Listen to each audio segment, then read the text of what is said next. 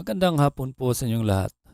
Narito na po ang resulta ng 5 p.m. draw ngayong May 5, 2026 para sa mga games na 3D Lotto at 2D Lotto. Kung bago ka pa lang sa aking channel, pwede kang mag-like, share, at subscribe para updated kayo sa mga PCSO lottery results araw-araw. Para sa 5 p.m. draw ng 2D Lotto, 16 and 9 in exact order.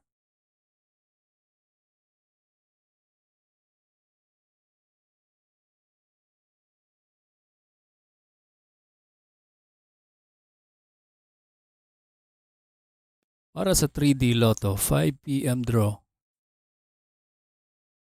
4, 7, and 2 in exact order.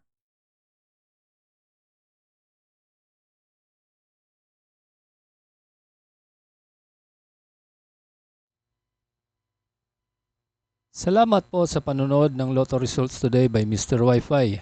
Good luck at maglaro ng responsable.